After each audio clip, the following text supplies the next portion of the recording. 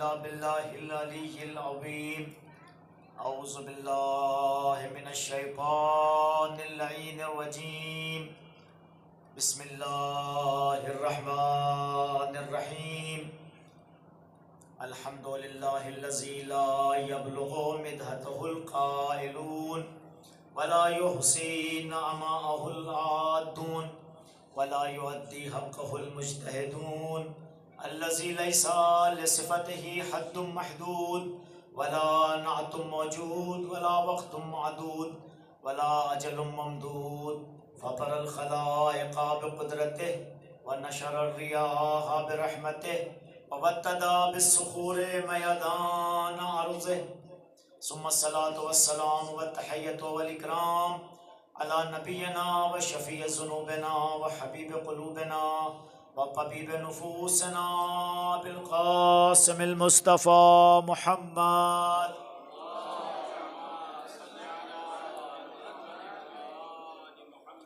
وعلى أهل بيته الطيبين الطاهرين المعصومين المظلومين المنتخبين المنتجبين، الذين أذهب الله عنهم الرجس وطهرهم تطهيرا.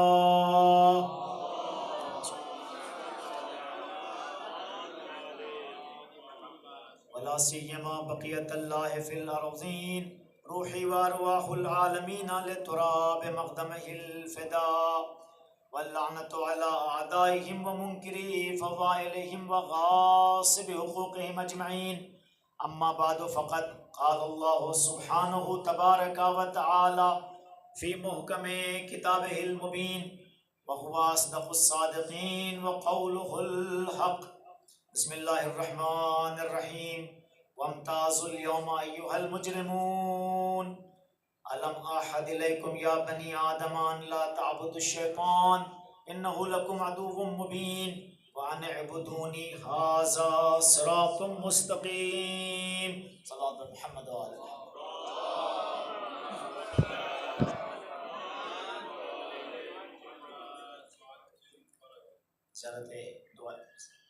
دعائے سلامتی کا زمان. بسم اللہ الرحمن الرحیم. اللہم کن لولیک الحجت ابن الحسن صلواتک علیہ وعلی آبائہ فی ہذہ الساعة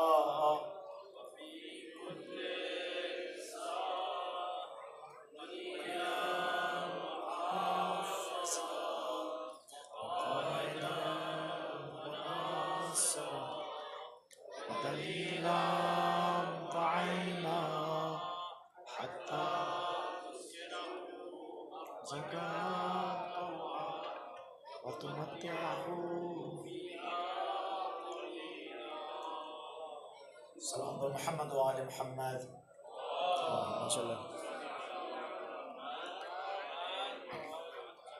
رباب اعزا، آج 7 محرم ہو گئی.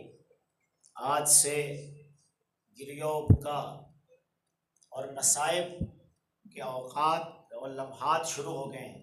جتنا زیادہ سے زیادہ ماتمداری کی جائے، زیادہ سے زیادہ مصائب پڑھے جائیں.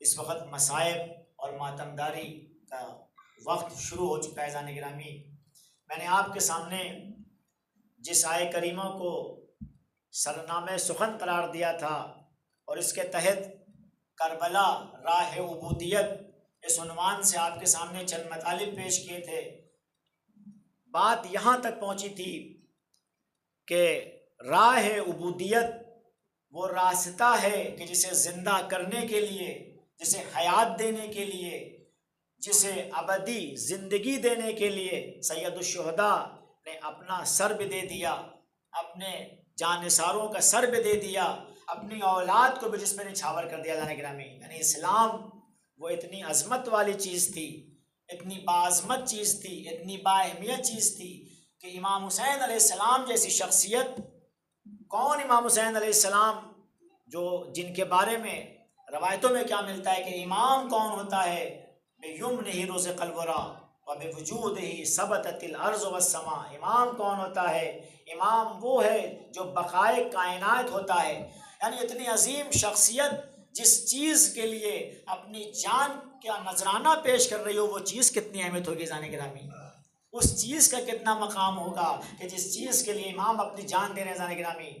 تو اسی راہ عبودیت کی ایک مثال کے طور پہ آپ کو جناب لقمان کی نصیحتیں آپ کے سامنے بیان کی تھی کہ جناب لقمان اپنی اولاد کی تربیت میں کس طرح سے اپنی اولاد کو ہم راہ عبودیت پہ برقرار رکھ سکتے ہیں. اگر راہ عبودیت پہ بچوں کو برقرار رکھنا ہے تو ان کی کیا تربیت کرنی ہے جانے گرامی، بچوں کو راہ عبودیت پہ کیسے لایا جا سکتا ہے. تو جناب لقمان کیا کہتے ہیں، اذ قال لقمان لابنہ وہو یعظہ یا بنی لا تشرک باللہ. سب سے پہلی تربیت جو بچے کو ہمیں دینی ہے جانے گرامی وہ کیا ہے، توحید کی تربیت ہے جانے گرامی. شرک سے اسے دور کرنا ہے، اسے اللہ کے راستے پہ لے کے آنا جانے گرامی. اسی لیے جناب لقمان جیسی شخصیت کے جب قول کو پروردگار ذکر کرتا ہے تو سب سے پہلے جس بات کا تذکرہ کرتا ہے وہ توحید ہے جانے گرامی. اور توحید اتنی اہمیت ہے کہ جس خطبے کو میں روز سرنامے کلام قرار دیتا ہوں اور خطبے میں بیان کرتا ہوں، اسی پہلے خطبے میں اگر آپ دیکھیں جانے گرامی جتنی بھی ہماری کتابیں، ہماری کتابوں میں جتنی بھی ہماری روائی کتابیں ہیں، احادیث کی کتابیں ہیں، جب آغاز ہوتا ہے تو اللہ کے نام سے آغاز ہوتا ہے. ہم مجلسوں کا آغاز کس سے کرتے ہیں؟ اللہ کے نام سے. امیر المومنین علیہ السلام کیا کہہ رہے ہیں، نہج البلاغہ میں ارشاد فرماتے ہیں اول الدین معرفتہ، یعنی دین کا پہلا زینہ کیا ہے جانے گرامی، کہ انسان معرفت الہی میں قدم رکھ دے. جب انسان معرفت الہی میں قدم رکھتا ہے وہیں سے انسان کی عبودیت کا آغاز ہوتا ہے جانے گرامی.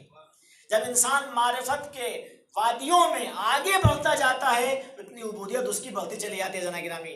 تو سب سے پہلا زینہ کیا ہے جانے گرامی، اللہ تک پہنچنے کا اللہ کی معرفت ہے. انشاءاللہ اس سلسلے میں آئندہ مجالس میں بیان کروں گا. تو پہلا زینہ کیا ہے جانے گرامی، اللہ تک پہنچنے کا اللہ کی معرفت ہے. اور پوری طویل حدیث ہے کہ وہ کمال و معرفت ہی تصدیق و بے، اور اس معرفت کا کمال کیا ہے کہ یہ معرفت فقط لخلقہ زبانی نہ رہ جائے، فقط معرفت کی حد تک نہ رہ جائے، بلکہ اس معرفت کے آثار ظاہر ہوں. اور یہ معرفت انسان کے یقین اور تصدیق کے مرحلے میں پہنچ جائے جانے گرامی. جب یہ معرفت کمال اور تصدیق کے مرحلے میں پہنچ گئی تو ان مومنین کہتے ہیں وہ کمال التصدیق بے توحید.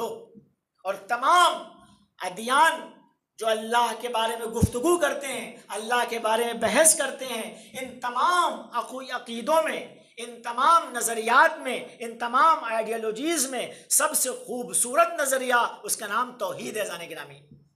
وَكَمَالُ التَّوْحِيدِ ہی الْإِخْلَاصُ لَهُ. اور توحید کا کمال کیا ہے کہ ہر قسم کی ملاوٹ سے پاک ہو جانے گرامی.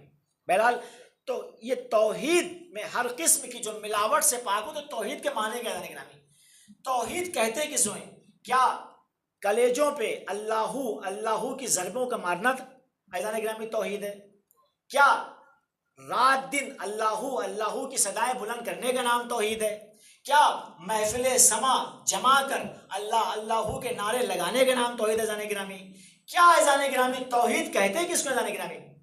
کیا صرف نعرے لگانے کا نام توحید ہے؟ کیا توحید کہہ کے لوگوں کے گلے کاٹنے کا نام توحید ہے؟ کیا توحید کہتے کس کو ہیں؟ توحید ہے کیا جانے گرامی؟ جانے گرامی توحید فقط لقلقے زبانی نہیں ہے، فقط اللہ کے نعرے لگانے کا نام توحید نہیں ہے، کلیجوں پہ لا اللہ کی ضربوں کا مارنا توحید نہیں جانے گرامی. بلکہ توحید کیا ہے؟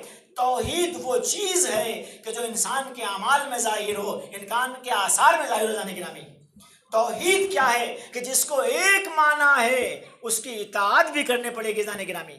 جس کو ایک معنی ہے اس کے بتائے ہوئے نظام کے تحت چلنا پڑے گا، جس کو ایک معنی ہے اس کے بتائے ہوئے طریقے پہ چلنا پڑے گا. اب یہ نہیں ہو سکتا کہ ہم اللہ کو بھی مانیں اور اللہ کے ماننے کے ساتھ کہیں اے اللہ جب یہ سر تیرے سامنے جھک گیا ہے تو اب یہ سر آدم کے سامنے نہیں جھکے گا.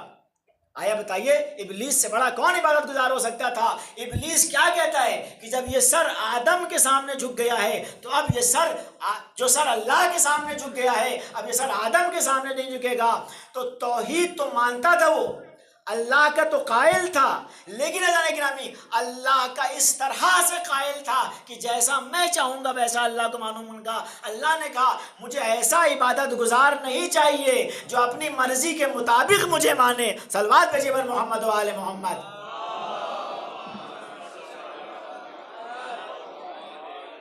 بلکہ میں ایسا عابد چاہتا ہوں، میں ایسا عبادت گزار کہتا ہوں کہ جو میں کہہ دوں وہ کرے۔ عزیزان گرامی اسی سے ایک سوال ہے کہ عبد کہتے کس کو؟ عزیزان گرامی ابھی تک میں عبد کے معنی بیان نہ کر سکا۔ عبد کہتے ہیں کیسے کس کو؟ عبد کے معنی کیا ہیں؟ عبد کے معنی عزیزان گرامی ہیں، اگر لغت سے ہٹ کے کہا جائے، لغت کے تمام لغات کا نچوڑ پیش کیا جائے تو عبد کہتے ہیں عزیزان گرامی بے چونچرا اپنے رب کی بات کا مان لینا۔ عزیزان گرامی یعنی عزیزان کیا ہے؟ جو رب کی مرضی ہو اس کے مطابق چلنا، یعنی جو رب چاہے وہی چاہنا۔ عزیزان گرامی جو رب سوچے وہی سوچنا، جو رب کہے وہی کرنا۔ یعنی رب کے سامنے اس عظیم انکساری کو، اس بڑی انکساری کو، اس عاجزی کو، جو یہ عاجزی پروردگار کے سامنے ہے، جو انکساری ہے، جو اللہ کے سامنے جھک جانا ہے، اسی نرمی کا نام عزیزان گرامی عبودیت ہے۔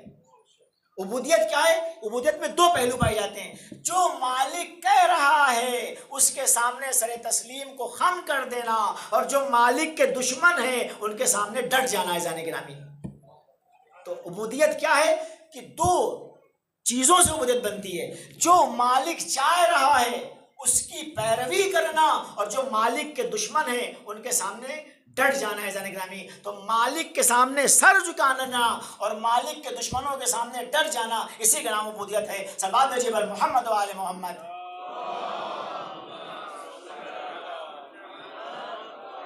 مثال سے ایک بات واضح کروں، بڑی خوبصورت مثال ہے اس مسئلے کو سمجھنے کے لیے۔ ایک شخص بازار میں گیا عزیزان گرامی غلام خریدنے۔ کیوں گیا؟ غلام خریدنے۔ ایک شخص گیا، بہت زیادہ اس مثال میں عزیزان گرامی واقعاً ہمارے لیے جھنجھوڑ دینے والی مثال ہے۔ ایک شخص غلام خریدنے گیا۔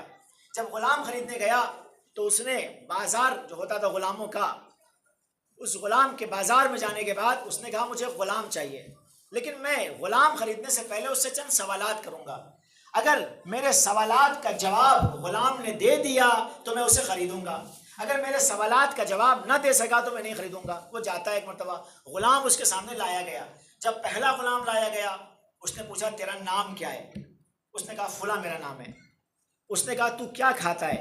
اس نے کہا میں فلاں چیز کھاتا ہوں۔ چونکہ دیکھیے غلام کیا ہوتے ہیں، پہلے زمانے میں ایک غلام افریقہ سے لایا جا رہا ہے، ایک غلام کیا کہتے ہیں آپ کے یمن سے لایا جا رہا ہے، پورے دور دور دراز علاقوں سے غلاموں کو لایا جاتا تھا، تو الگ الگ فکر کے لوگ ہوتے تھے، الگ الگ کھانے کھاتے تھے۔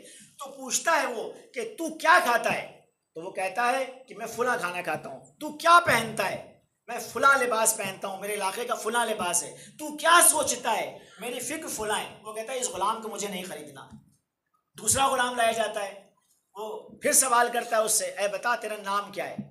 کہتا ہے میرا فلاں نام ہے۔ تو کیا کھاتا ہے؟ میں فلاں چیز کھاتا ہوں۔ تو کیا پہنتا ہے؟ میں فلاں لباس پہنتا ہوں۔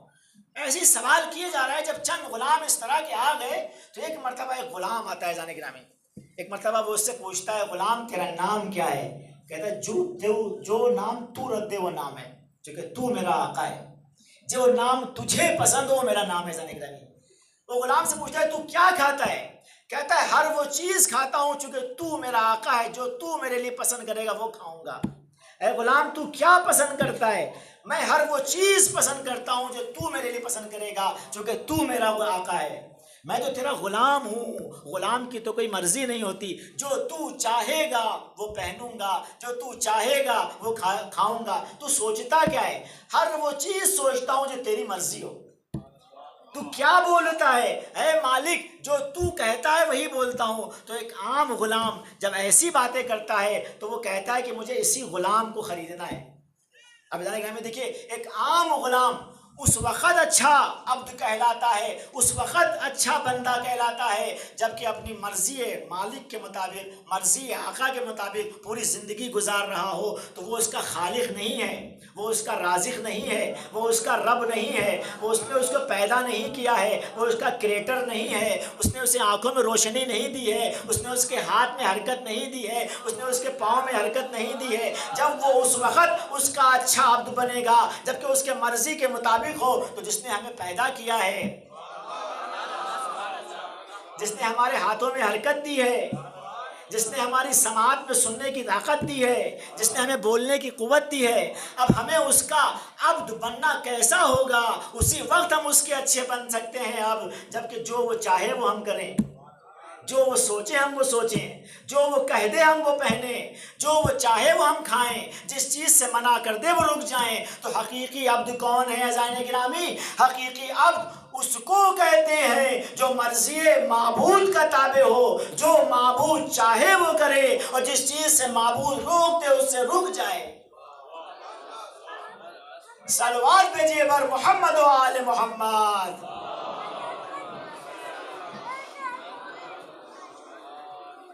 عظمت محمد علیہ محمد سے بلندتر صلوات بھیجیے۔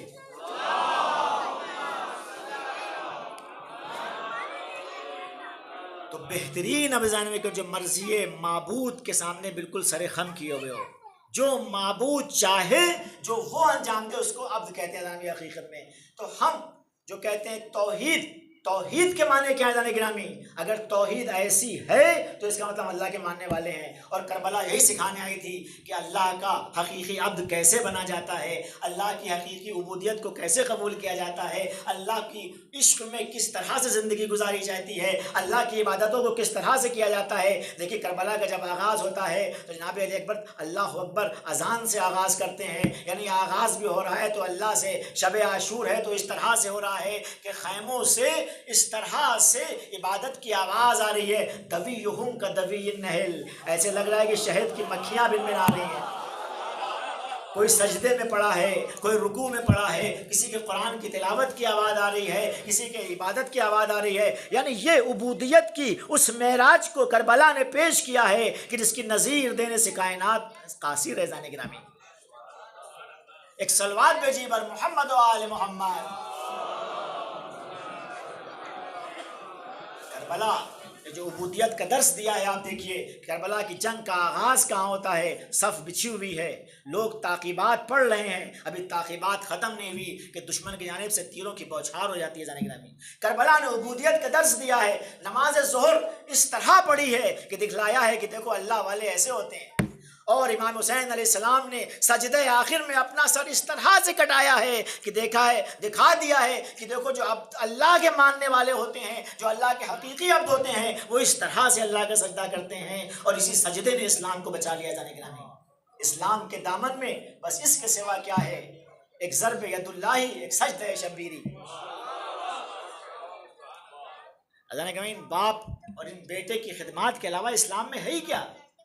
اگر امیر المومنین نہ ہوتے، اگر کل ایمان نہ ہوتا تو وہ کل کفر کو کیسے ہراتا ہے؟ جانے گرامی اگر بستر رسول پر نہ سوتے تو رسول کی حفاظت کیسے کرتے ہیں؟ جانے گرامی اگر علی ابو طالب کے گھر میں نہ پلتے ہیں جانے گرامی تو ابو طالب کے گھر میں نہ پلنے کی وجہ سے پیغمبر کی تربیت کیسے ہوتی ہے؟ جانے گرامی تو پتہ کیا چلا کہ اسلام میں جو کچھ ہے یا تو علی کا دیا ہوا ہے یا حسین کا دیا ہوا ہے۔ ایک صلوات بھیجیے بر محمد و آل محمد۔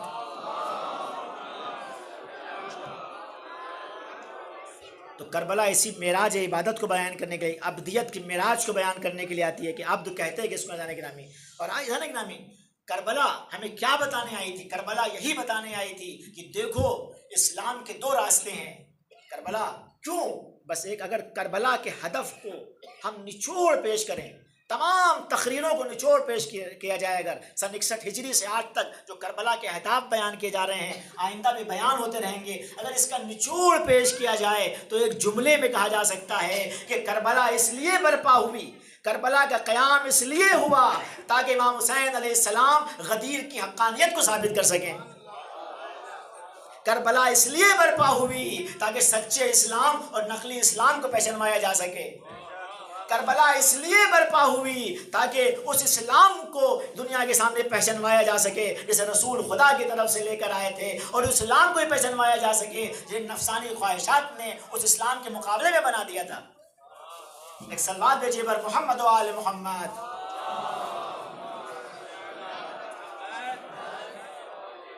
ایک رخ دیکھیے جانے گرامی، اس بحث کو بہت احتیاط سے پڑھنے والا، لیکن اس رخ کو آپ کے سامنے لے آنا چاہتا ہوں. دیکھیے امام حسین علیہ السلام نے یزید کی بیعت کا انکار کیا. کس چیز کا انکار کیا؟ اگر آپ دیکھیے یزید کیسا خلیفہ تھا، یزید جو خلافت کے اس عہدے تک پہنچا تھا وہ کیسا خلیفہ تھا جگہ میں. دیکھیے خلافت کے اب تک 3 سسٹم قائم ہوئے تھے، یا اجماع کے ذریعے امیر المومنین کو ہٹا کے، غدیر کو بھلا کے جو خلافت کا سسٹم چلایا گیا تھا، اس سسٹم کے 3 طریقے اب تک آئے تھے. یا تو اجماع کے ذریعے آیا تھا. کیسا اجماع جانے گرامی؟ آپ دیکھیے جو پہلا اجماع تھا صرف 200 لوگ جمع ہوئے تھے، زیادہ تھا. سقیفہ بنی ساعدہ میں جو اجماع ہوئے تھے زیادہ سے زیادہ 200 لوگ جمع ہوئے تھے. بعد میں تو یا گھر جلا کے بیعت کی گئی، کسی کے گھر پہ آگ لگا کے بیعت کی گئی، کسی کو مار پیٹ کے بیعت کی گئی، کسی کے گلے میں رسی باندھ کے بیعت لی جا رہی ہے. یعنی پھر یا ظلم کے ذریعے بیعت لی جا رہی ہے یا زبردستی بیعت لی جا رہی ہے، اس طرح سے بیعت لی گئی ہے. لیکن وہاں پر مدینہ کا بھی اجماع نہیں تھا جانے گرامی، کیونکہ سب سے بڑی مدینہ کی شخصیت کا نام ہے صدیقہ کبریٰ، اور صدیقہ کبریٰ نے اپنی آخر عمر تک اصلاً قبول ہی نہیں کیا، تو یہ اجماع ہو ہی نہیں پایا تھا. امیر المومنین شامل نہیں تھے، بنی ہاشم شامل نہیں تھے. مدینہ کے باہر جو مکہ تھا جانے گرامی، دوسرے اطراف کے لوگ تھے، انہیں پتہ بھی نہیں تھا. اچانک گئے اور ایک چیز ہو گئی. اسی لیے بعد میں کیا کہتے ہیں، بیعت کیا یہ فلتا تھا جس کے شر سے اللہ بچائے جانے گرامی. تو پتہ یہ چلا کہ اگر پہلی بیعت تھی تو وہ اجماع کے طور پہ تھی، لیکن یزید کی بیعت کو ہم دیکھتے ہیں تو تمام عالم اسلام کا اس پہ اجماع جانے گرامی. یعنی اگر بیعت اجماع سے بیعت ہو جاتی ہے اور خلیفہ کی حقانیت پہ دلیل ہے، تو وہ اجماع جو پہلے پہ تھا اس سے زیادہ بڑا اجماع یزید پہ تھا جانے گرامی. آپ دیکھیے پورا عالم اسلام اس وقت کتنا بڑا تھا، پہلے سے زیادہ بڑا ہو گیا تھا، اور پورا عالم اسلام یزید کی بیعت پر متفق تھا جانے گرامی. صرف چند لوگوں سے بیعت کا مطالبہ کیا گیا ہے. عبداللہ ابن زبیر سے کیا گیا ہے، عبداللہ ابن عمر سے کیا گیا ہے، امام حسین علیہ السلام سے کیا گیا ہے. صرف امام حسین علیہ السلام نے بیعت کا انکار کیا ہے. بقیہ عبداللہ ابن عمر کو تو آپ جانتے ہی ہیں، وہ بھاگ گئے تھے، اور اگر نہ بھی بھاگتے تو ان کا وہی حال ہوتا جو عبد الملک کی انہوں نے بیعت حجاج کے پیر پہ کی تھی جانے گرامی. اگر حالات آ جاتے تو جیسے عبد الملک کی بیعت کا جب وقت آیا ہے تو پیر پہ بیعت کرنا پڑی ہے، ہو سکتا ہے اس طرح سے بیعت کرنا پڑتی. تو جانے گرامی بیعت کا جو پہلا طریقہ تھا اس کا نام ہے اجماع، تو وہ ہم دیکھتے ہیں یزید میں اس سے زیادہ موجود تھا جانے گرامی. دوسرا طریقہ کیا ہے کہ پہلے والا دوسرے کو بنا دے جانے گرامی، پہلے والا دوسرے کو بنا دے. تو پہلا جو پہلے ایسا ہوا تھا اس میں مثلا فلاں صاحب لکھ رہے تھے، ان کو غش آ رہے تھے، کہ اس نام کو لکھ دیا، یعنی اس طرح سے تھا، یعنی پلاننگ نہیں تھی، گویا کہ انہوں نے یہ چاہتے تھے، انہوں نے لکھ دیا. لیکن یزید کی بیعت کے لیے اس کا باپ اس طرح سے بے چین تھا کہ خود بعض اہل سنت علماء نے کہا ہے کہ یزید کی محبت نے حاکم شام کو اندھا بنا دیا تھا جانے گرامی، اور اس طرح سے اندھا بنایا تھا کہ اس میں انہوں نے تمام غیر اخلاقی کام انجام دیے. تو دوسرا طریقہ کیا تھا جانے گرامی کہ پہلا انجام دے. تو اگر رسول امیر المومنین کو ہٹانے کے بعد، غدیر کو بھلانے کے بعد ایک راستہ کیا اجماع، تو اس اعتبار سے وہ اجماع جو وہاں ہوا تھا اس سے بڑا اجماع یہاں ہوا ہے. دوسرا طریقہ کیا تھا کہ پہلا والا انجام دے، تو اس سے زیادہ وزنی طور پر، اس سے زیادہ محکم طور پر یہاں پہ پہلی والی شخصیت دوسرے کو پیش کر رہی ہے. تیسرا طریقہ کیا تھا، شورا کا تھا جانے گرامی، 6 رکنہ کمیٹی. تو یہ شورا بھی یہاں پائی جاتی ہے. ہم دیکھتے ہیں جانے گرامی کہ مختلف گورنر کمیٹیاں بنا کے وفد کی شکل میں حاکم شام کے پاس بھیجتے ہیں. کس لیے بھیجتے ہیں؟ تاکہ یہ کمیٹیاں کہیں کہ ہم اہل حل و عقد ہیں، اور ہم کمیٹی کے طور پر پیشنہاد کر رہے ہیں کہ آپ یزید کو خلیفہ بنا دیے جانے گرامی. آپ دیکھیے کہ ایک روایتوں میں بہت سے واقعات ملتے ہیں. مثلا ایک خود اسی مغیرہ بن شیبہ کا واقعہ ملتا ہے کہ مغیرہ بن شیبہ نے اپنے بیٹے موسیٰ کے ساتھ، اس کا بیٹا ایک موسیٰ تھا، موسیٰ کے ساتھ ایک وفد بھیجا. بصرے کا یہ گورنر ہے، بصرے کا گورنر ہے جانے گرامی، ایک وفد بھیجتا ہے. 30,000 درہم پہ سب کو تیار کیا گیا ہے.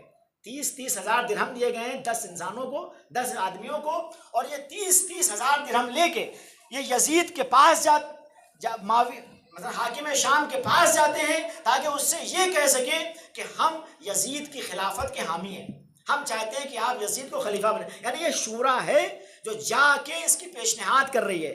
تو یہ شورا گئی. ایک مرتبہ چونکہ حاکم شام بہت زیرک تھے، بہت ذہین تھے، وہ سمجھ گئے. وہ کیا سمجھ گئے کہ حتماً انہوں نے کچھ نہ کچھ چال چلی ہے. ایک مرتبہ موسیٰ سے پوچھتے ہیں کہ تیرے باپ نے ان لوگوں کے دین کو کتنے میں خریدا؟ تیرے باپ نے جو یہ وفد بھیجا ہے ان کا دین کتنے میں خریدا گیا؟ تو وہ کہتا ہے کہ ہر انسان کو 30,000 دیے گئے. تو پتہ کیا چلا جانے گرامی کہ امام حسین علیہ السلام نے یزید کی بیعت کا انکار کیا.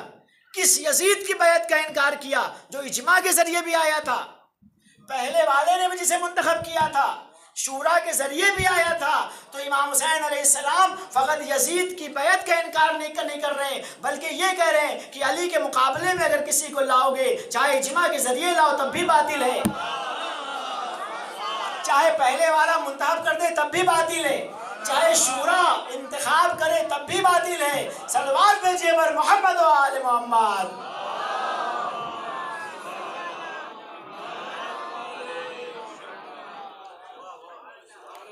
یعنی کربلا اس لیے برپا ہوئی تھی تاکہ غدیر کو دنیا کے سامنے روشن کیا جا سکے، چونکہ اس سے پہلے حالات نہیں تھے. لوگ کیا سمجھتے تھے؟ علی اور ان میں کوئی فرق نہیں جانے گرامی. جو بھی مسند رسول پہ بیٹھ گیا وہ رسول کا جانشین ہے، اسی کے ہاتھ میں اسلام کی باگڈور ہے. علی اور ان میں وہ لوگ فرق نہیں کرتے تھے، اسی لیے 25 سال علی کو خاموشی میں گزارنے پڑے. چوتھے نمبر پہ علی کو لے کے آئے جانے گرامی. تو ہم کیا دیکھتے ہیں کہ چوتھے نمبر پہ جب علی کو لایا گیا تو اس سے پہلے جو 3 طریقے اپنائے گئے، امام حسین علیہ السلام نے ان تینوں طریقوں کو باطل کر دیا. یزید کی بیعت کا انکار نہیں ہے، بلکہ یہ اجماع کا بھی انکار ہے، یہ پہلے والے کے ذریعے انتخاب کا بھی انکار ہے، یہ شورا کا بھی انکار ہے کہ دیکھو اللہ کا جس کو بنا دے اس کے مقابلے میں چاہے اجماع ہو جائے، انسان چاہے اجماع کر لیں، چاہے ایک انسان بنا دے، چاہے کمیٹیاں بنا دیں، اللہ کے مقابلے میں جو اللہ کا حکم ہے، اگر اللہ کے عبد ہو، اگر عبدیت اللہ پہ چلنا ہے، اگر اللہ کی اطاعت کے راستے پہ چلنا ہے تو صرف اللہ کا حکم چلے گا. فقط یہ نہیں ہے کہ ہم اللہ کو تو مانتے ہیں لیکن اللہ نے جسے بنایا ہے اسے نہیں مانیں گے. اگر اللہ کو مانتے ہو تو اللہ کی بھی ماننا پڑے گی. اگر اللہ نے کسی کو غدیر میں بنایا ہے تو اسے ماننا پڑے گا، ورنہ تم اللہ ہی کو نہیں مانتے. صلوات بھیجیے بر محمد و آل محمد.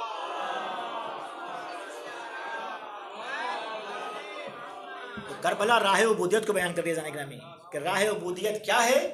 راہ عبودیت کیا ہے جانے گرامی؟ امام حسین علیہ السلام فرما رہے ہیں. امام حسین علیہ السلام کی ایک حدیث ہے، آپ فرماتے ہیں کہ ان اللہ جل ذکرہ ما خلق العباد الا لیعرفوہ. اللہ نے انسانوں کو پیدا نہیں کیا ہے مگر اس لیے تاکہ وہ اللہ کو پہچان سکیں. فَإِذَا عَرَفُوهُ عَبَدُوهُ. اگر انسان اللہ کو پہچان جائے گا تو حتماً اس کی عبادت کرے گا. وَإِذَا عَبَدُوهُ اسْتَغْنَوْا بِعِبَادَتِهِ عَنْ عِبَادَةِ مَا سَوَى. اور جب اللہ کی عبادت کر لے گا تو ہر معبود کے سامنے اس کا سر نہیں جھکے گا.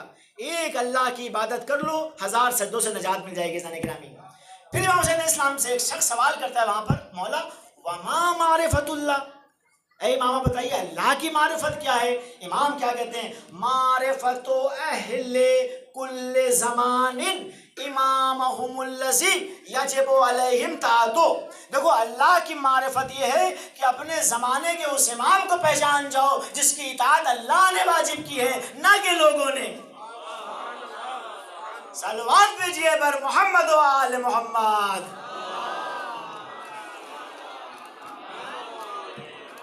تو امام حسین علیہ السلام عبودیت کا راستہ بیان کر رہے ہیں کہ عبودیت تک پہنچنا ہے تو امام کے ذریعے پہنچنا پڑے گا. اگر امام کو چھوڑ دیا تو تمہیں کچھ نہیں ملے گا، نہ خدا ملے گا نہ امام ملے گا. چونکہ جانے گرامی اللہ کیا کہہ رہا ہے کہ وَمَن يُطِعِ اللَّهَ فقط اطاع رسول نہیں کہہ رہا ہے کہ جس نے اللہ کی اطاعت کر لی وہ رسول تک پہنچ گیا. یہ نہیں کہہ رہا ہے کہ وَمَن يُطِعِ اللَّهَ فقط اطاع رسول، بلکہ اللہ کیا کہہ رہا ہے؟ وَمَن يُطِعِ الرَّسُولَ فقط اطاع اللہ. جس نے رسول کی اطاعت کی وہ اللہ تک پہنچے گا. قل، اے پیغمبر آپ کہہ دیجئے، ان کنتم تحبون اللہ، اگر اللہ سے محبت کا دعویٰ ہے فاتبعونی، تو میرا اتباع کرو. زانے گرامی تو پتہ کیا چلا کہ اسلام میں ہر راستے سے اللہ تک نہیں پہنچا جاتا ہے، اسی راستے سے اللہ تک پہنچ سکتے ہیں جو اللہ نے بنایا ہے. زانے گرامی اور اللہ نے زانے گرامی ایک نقطہ بڑا اہم ہے. دیکھیے آپ کہ جب رسول کے راستے کو بنا دیا تو اس سے پہلے جو حق شریعتیں تھیں وہ تمام باطل ہو گئی. یعنی موسیٰ کی شریعت منسوخ، عیسیٰ کی شریعت منسوخ، نوح کی شریعت منسوخ، ابراہیم کی شریعت منسوخ. یعنی آج کے زمانے میں اگر یہ ادیان، یہ دین تحریف نہ ہوئے ہوتے، یہ شریعتیں تحریف نہ ہوئی ہوتی، تو تحریف نہ ہونے کے باوجود، اللہ کی جانب سے آنے کے باوجود، کوئی انسان اگر آج حضرت عیسیٰ کی شریعت پہ گامزن ہو جائے تو وہ حق پہ نہیں ہے عزیزان گرامی. چونکہ پیغمبر کی آخری شریعت کے آنے کے بعد وہ حق شریعتیں بھی منسوخ ہو گئیں. تو عزیزان گرامی، جب حق شریعتیں تمہیں سعادت تک نہیں پہنچا سکتی تو خود ساختہ خلیفہ تمہیں شریعت تک کہاں پہنچا دیں گے؟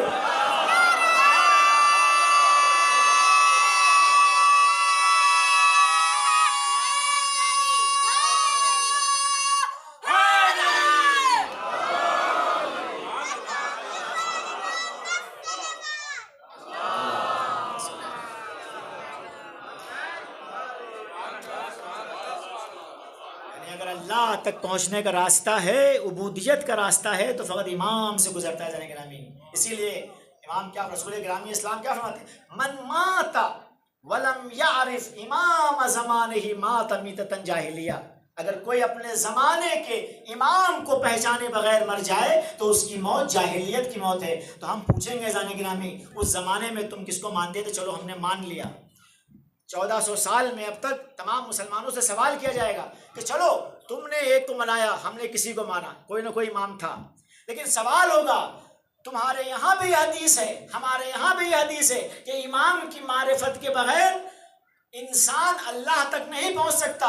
بلکہ یہ حدیث متفق علیہ متواتر حدیث ہے، دونوں جگہ پائی جاتی ہے کہ من ماتا ولم یعرف امام زمانہ ہی، جو اپنے زمانے کے امام کو پہچانے بغیر مر جائے اس کی موت جاہلیت کی موت ہے، یعنی دین الہی پہ نہیں مرا ہے. تو ہم سوال کریں گے آج تمہارا امام کون ہے زانے گرامی؟ آپ بتائیے آج تمہارا امام، چلو وہ جو امام تھے وہ اپنے زمانے کے تھے، آج تمہارا امام کون ہے؟ عزیزان گرامی، آج کون امام ہے؟ سوائے غیبت پہ عقیدہ رکھنے والے کوئی نہیں بتا سکتا کہ آج امام کون ہے. صرف غیبت پہ عقیدہ رکھنے والے بتائیں گے کہ ہمارا آخری امام آج بھی پردے غیب میں رہ کے امت کی ہدایت کا انتظام کر رہا ہے. صلوات بھیجیے بر محمد و آل محمد.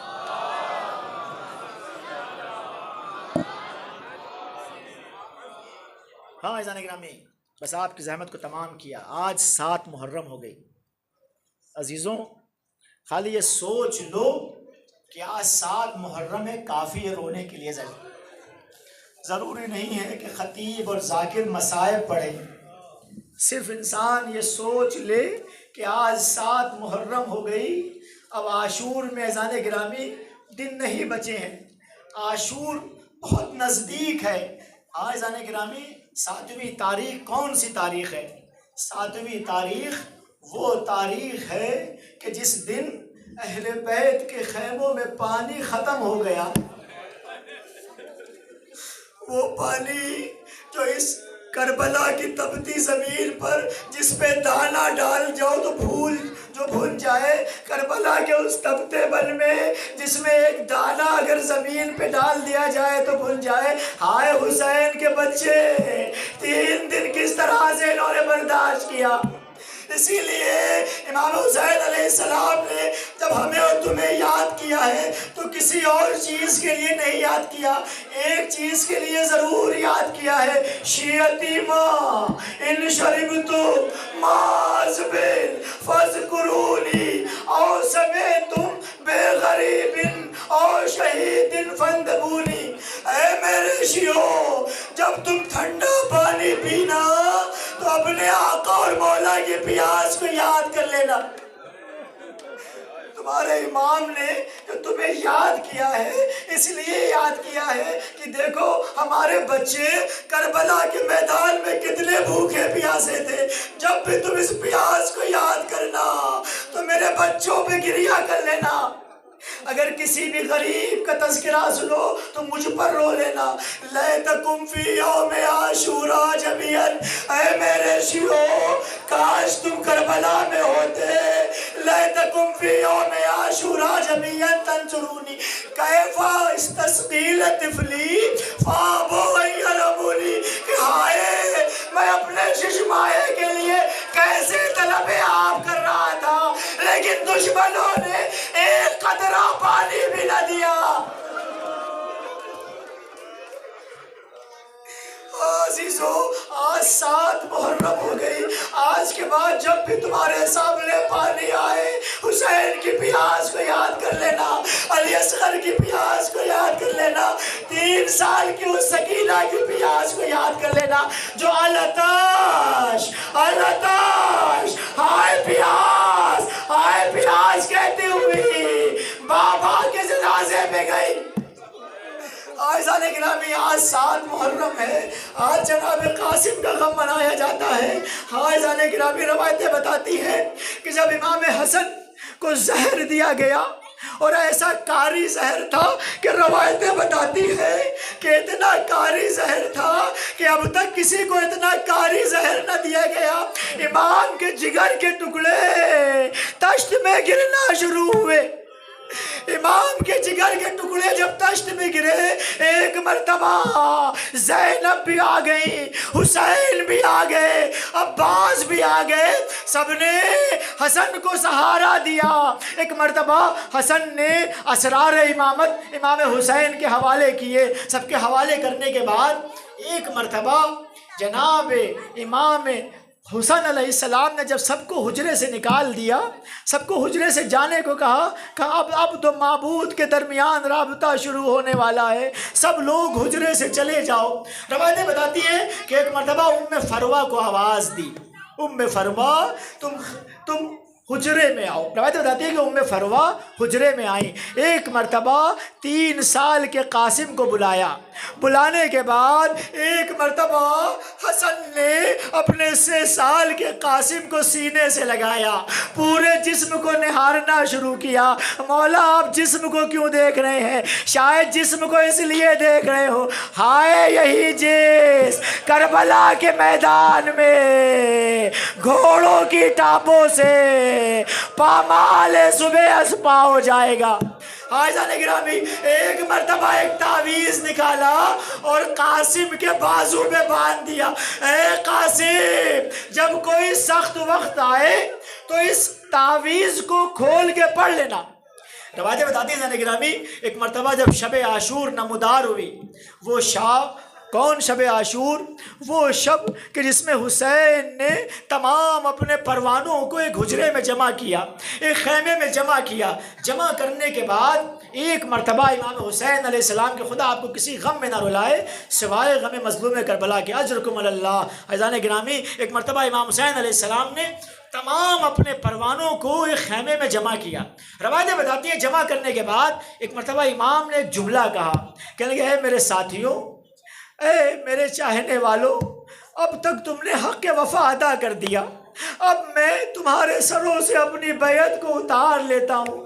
اگر چاہو تو رات کی تاریکی میں چلے جاؤ، تمہیں میں کچھ نہیں کہوں گا، تمہاری شفاعت کا میں ضامن ہوں۔ ایک مرتبہ حسین نے کہا کہ اگر تمہیں شرم آ رہی ہے تو لو حسین کے ایک ایک بچے کا ہاتھ پکڑو اور اس رات کی تاریکی میں چلے جاؤ۔ اگر اب بھی شرم آ رہی ہے، لو میں چراغ بجھائے دیتا ہوں، اس چراغ کی تاریکی میں چلے جاؤ کہ کہیں حسین کا چہرہ دیکھ کے تمہیں شرم نہ آئے۔ جب حسین نے دوبارہ چراغ جلایا تو کیا دیکھا؟ شمع امامت کے پروانے ایسے ہی بیٹھے ہیں۔ ایک مرتبہ کہا، اے حسین، آپ کے بعد ہم زندہ نہیں رہ سکتے، نانا رسول اللہ کو کیا منہ دکھائیں گے؟ روایتیں بتاتے ہیں کہ امام حسین علیہ السلام نے ایک مرتبہ محضر شہادت پڑھنا شروع کیا۔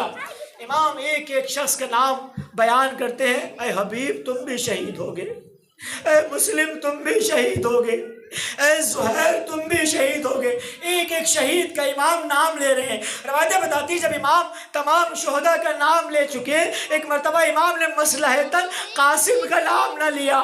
ارے قاسم چھوٹے تو ضرور ہے لیکن جذبہ شہادت اتنا زیادہ ہے کہ ایک مرتبہ جذبہ شہادت انگڑائیاں لینے لگا۔ اے چچا جان، کیا میرا نام بھی شہداء کی فہرست میں ہے؟ ایک مرتبہ حسین نے پوچھا، ہے قاسم تم موت کو کیسا سمجھتے ہو؟ تمہارے نزدیک موت کیسی ہے؟ روایتیں بتاتی ہیں ایک مرتبہ جناب قاسم نے کہا، یا امی الموت عندی احلی من العسل، اے چچا جان موت تو میرے نزدیک شہد سے زیادہ شیریں ہے۔ امام نے کہا، اے قاسم تم بھی شہید ہوگے اور تمہارا 6 ماہ کا علی اصغر بھی شہید ہوگا۔ ہائے بنی ہاشم کا غیرت مند 13 سال کا قاسم تھا، اپنی شہادت پہ تو چہرہ کھل اٹھا، لیکن جیسے ہی علی اصغر کی شہادت کی سنی، روایتیں بتاتی ہیں قاسم پوچھ اٹھے، اے بھائی چچا جان کیا اشقیاء خیموں میں آ جائیں گے؟ حسین نے قاسم سے تو نہ کہا کہ خیموں میں اشقیاء آ جائیں گے، لیکن آئے زین العابدین، زین العابدین نے کیسے برداشت کیا ہوگا؟ پھوپھیوں کو ننگے سر لے کے شام کے بازار، کوفے کے بازار میں کیسے گئے ہوں گے؟ روایتیں بتاتی ہے کہ صبح عاشور نمودار ہوئی، ایک ایک جنازے کو مولا خیمے میں لا رہے ہیں، گنج شہیدہ میں رکھ رہے ہیں۔ بس آپ کی زحمت کو تمام کیا، ابھی تابوت بھی نکلے گا۔ جانے گرامی آپ کو آج حسن کے لال کا پرسہ دینا ہے، امہ فروہ کے چاند کا ان کو پرسہ دینا ہے۔ جانے گرامی آج روایتیں بتاتی ہیں کہ ایک مرتبہ جب صبح عاشور نمودار ہوئی، حسین خیمے میں ایک ایک جنازے کو لا رہے ہیں۔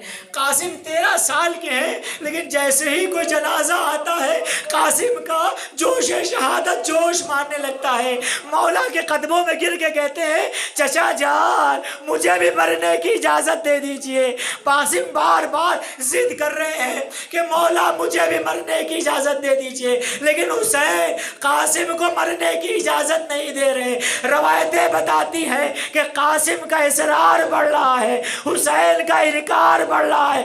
اے قاسم تم تو میرے بھیا حسن کی نشانی ہو، تم تو بھابھی ام فروہ کا سہارا ہو، تمہیں کیسے مرنے کی اجازت دے دوں؟ روایتیں بتاتی ہے گرامی جب زیادہ ہی اصرار کر چکے تو ایک خیمے کے گوشے میں جا کے سر گھٹنوں میں ڈال کے قاسم رونے لگے۔ ایک مرتبہ روتے روتے ماں بھی آ گئی۔ ام فروہ نے کہا، اے قاسم تم نے اب تک اپنی جان امام پہ قربان نہ کی، اے اماں چچا سے اجازت دلا دیجئے، چچا مرنے کی اجازت نہیں دے رہے۔ ایک مرتبہ ام فروہ کو یاد آیا کہ تمہارے بابا نے وقت آخر بازو پر ایک تعویذ باندھا تھا، ہائے اس سے زیادہ مصیبت کا وقت کیا ہوگا کہ زہرا کا لال نرغے آدھا میں گرائے۔ حضرت روایتیں بتاتی ہے رضوان گرامی کہ ایک مرتبہ قاسم نے وہ تعویذ کھولا۔ اب جو تعویذ کھولا تو ایک مرتبہ تعویذ کی تحریر کو پڑھا۔ تعویذ میں لکھا ہوا تھا، اے قاسم جب تم اس تعویذ کو کھولو گے تو اس وقت میرا بھیا حسین کربلا کے میدان میں نرغے آدھا میں گرا ہوگا۔ اے بیٹا قاسم میں تو نہ ہوں گا، لیکن میری طرف سے اپنی جان کو اپنے چچا پہ قربان کر لیا۔ ارے عزیزان گرامی یہ کوئی خط نہ تھا، قاسم کو اپنی قربانی کا پروانہ مل گیا۔ قاسم کا چہرہ کھل اٹھا، چچا کے پاس آئے، چچا چچا چچا چچا اب تو آپ اجازت دیجئے گا۔ ارے آپ نے زبانی اجازت نہ دی، اب تو میں بھیا حسن کا خط لے کے آیا ہوں، دیکھیے دیکھیے حسن نے آپ کو حکم دیا ہے۔ اب جو حسین نے اس غربت کے عالم میں بھیا حسن کی تصویر دیکھی، ارے وہ سیلاب غم جو دل میں بندھا ہوا تھا، ایک مرتبہ بھائی کی تحریر دیکھ کر وہ سیلاب کا بن ٹوٹا۔ حسین نے قاسم کی باہوں میں بائیں ڈال دی اور اتنا روئے کہ روایتیں بتاتی ہیں فغوش علیہما، بھتیجا اور چچا روتے روتے بے ہوش ہو گئے۔ ایسا لگے اجرکم اللہ، اجرکم اللہ، خدا آپ کو کسی غم میں نہ رلائے سوائے غم مظلوم کربلا کے۔ روایتیں بتاتی ہیں کہ ایک مرتبہ عباس کے شاگرد تھے قاسم، علی اکبر کی شاگردی اختیار کی تھی۔ ایک مرتبہ جناب عباس آگے بڑھے، امام حسین آگے بڑھے اور قاسم کو گھوڑے پہ سوار کرنا چاہتے ہیں۔ روایتیں بتاتی قاسم کا جسم اتنا چھوٹا ہے زان گرامی کہ قاسم کے سر کے برابر کوئی خود نہیں ہے، ارے جسم کے برابر کوئی ذرا نہیں ہے۔ ایک مرتبہ اس یتیم حسن کو امام حسین علیہ السلام نے سر پہ بابا کا امامہ باندھا، ایک کرتے میں ہی میدان کی جانب روانہ کیا۔ اب جو قاسم گھوڑے پہ سوار ہوئے پاؤں رکاب میں نہیں پہنچ رہے ہیں، قاسم چلے تو گئے۔ روایتیں بتا دی زان گرامی ایک مرتبہ قاسم کے سامنے بہت بڑے بڑے پہلوان آئے، ارزق شامی کے بڑے بڑے بیٹے آئے، قاسم نے سب کو تہہ دیکھ کیا، ارزق شامی کو بھی تہہ دیکھ کیا، لیکن 3 دن کا بھوکا و پیاسا تھا، چھوٹی سی عمر تھی، کب تک لڑتا، کتنا لڑتا۔ روایتیں بتاتی ہیں کہ ایک دشمن پیچھے سے آیا، اب جو اس نے وار کیا قاسم کا فرق 2 پارا ہو گیا، گھوڑے پہ سنبھلا نہ گیا، آواز دی چچا مدد کو آئیے۔ حسین عقاب شکاری کی طرح دوڑے، ارے دوڑے تو لیکن وہ قاسم کا جنازہ زندگی میں گھوڑوں کی ٹاپوں میں پامال ہو گیا۔ ارے جب قاسم کے ناظرین جس پر گھوڑے کی ٹاپیں پڑتی تھی قاسم چلاتے تھے یا ماں ادرکنی، چچا مدد، چچا مدد۔ جب چچا نہ پہنچ گئے، چھوٹا بچہ تھا، آخری وقت کس کو یاد کرے، ایک مرتبہ کہنے لگے اے اماں، اماں مدد کو آؤ، عزیز ہو قاسم کا جنازہ زندگی میں پامال ہو گیا۔ حسین نے قاسم کا جنازہ اٹھایا، خیمے میں لے کے آئے، انا للہ و انا الیہ راجعون، رسل قضائی